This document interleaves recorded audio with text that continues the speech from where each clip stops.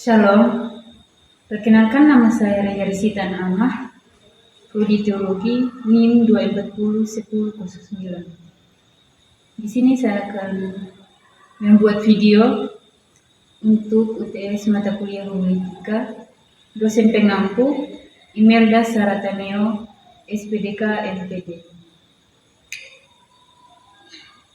yaitu tugas khotbah tematis atau topikal. Sebelum itu, mari kita berdoa. Bapa kami di surga, terima kasih Bapa atas penyertaan-Mu sepanjang hari ini ya Bapa, sehingga kami masih ada di tempat ini dengan pilih selamat ya Bapa. Bapa, pada saat ini ya Bapa, kami akan mendengarkan firman Tuhan. Biarlah Tuhan memberkati kami, supaya kami tidak hanya mendengar, tetapi mampu melakukannya di dalam kehidupan kami ya Bapa. Bapa, ampuni setiap salah dan dosa kami. Hanya dalam nama anak Tuhan Yesus Kristus kami berdoa kepada Bapa di surga. Haleluya, amin. Jadi baik saudara-saudara yang dikasihi Tuhan, tema renungan yang saya bawakan pada saat ini yaitu kasih yang mengubahkan hidup. Saudara-saudara yang dikasihi Tuhan, hari ini kita belajar tentang kasih yang mengubahkan hidup, yaitu kasih sejati yang bukan sekedar perasaan, melainkan kuasa dari Tuhan yang sanggup memulihkan dan mengubah hidup kita. Dan kita akan membaca dalam 1 Yohanes 4 ayat 7 sampai 8. Dan saya akan membacakan untuk kita semua.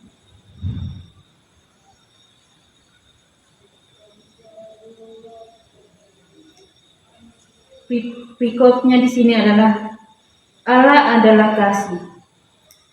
Saudara-saudaraku yang kekasih, marilah kita saling mengasihi, sebab kasih itu berasal dari Allah, dan setiap orang yang mengasihi lahir dari Allah dan mengenal Allah. Barang siapa tidak mengasihi, ia tidak mengenal Allah, sebab Allah adalah kasih.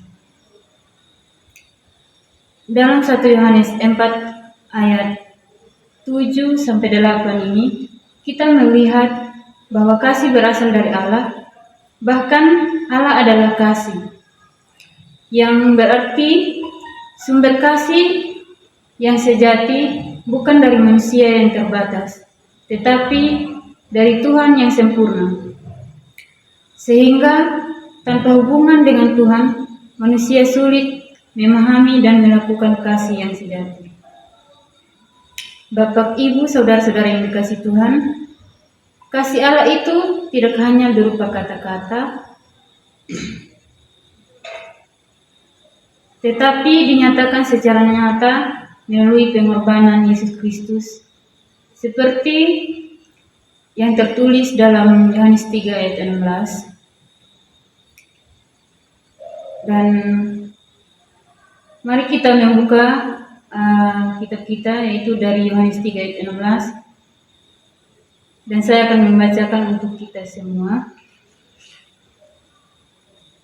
Yohanes 3 ayat 16. Karena begitu besar kasih Allah akan dunia ini, sehingga Ia telah mengaruniakan anaknya yang tunggal, supaya setiap orang yang percaya kepadanya tidak binasa, melainkan beroleh hidup yang kekal.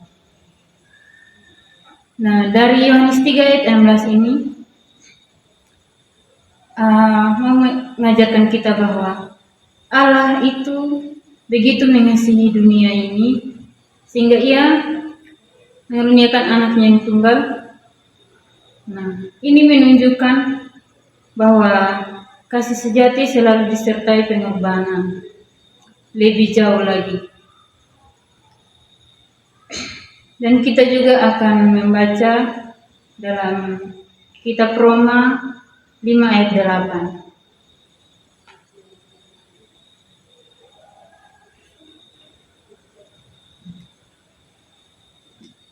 Saya akan bacakan untuk kita semua. Roma 5 ayat 8. Akan tetapi Allah menunjukkan kasih-Nya kepada kita oleh karena Kristus telah mati untuk kita ketika kita masih berdosa. Dalam Roma 5 ayat 8 ini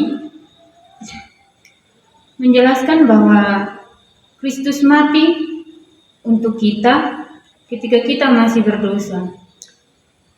Yang berarti Tuhan tidak menunggu kita menjadi baik terlebih dahulu, tetapi justru dalam keadaan kita yang lemah dan penuh dosa, kasih-Nya datang untuk mengampuni kita, memulihkan hidup kita, dan memberi hidup yang baru bagi kita. Saudara-saudari yang dikasihi Tuhan, kasih Tuhan ini dapat diibaratkan seperti seorang ibu yang tetap mengasihi anaknya walaupun sering berbuat salah. Tetap setia menunggu dan merangkulnya kembali. Demikianlah kasih Tuhan yang tidak pernah berhenti bagi kita. Oleh karena itu, kita sebagai orang percaya, marilah kita mengasihi sesama kita seperti kita mengasihi Tuhan. Kita juga sebagai orang percaya dipanggil bukan hanya menerima kasih tersebut, tetapi juga hidup di dalamnya dan melakukan kasih tersebut di dalam kehidupan kita sehari-hari. Dan kita juga harus menjadi saluran kasih bagi orang lain dan mengampuni dan peduli dan mengasihi tanpa syarat, sebagaimana Allah mengasihi kita tanpa syarat, sehingga melalui hidup kita kasih Tuhan nyata dan membawa perubahan bagi banyak orang. Amin untuk firman Tuhan. Shalom.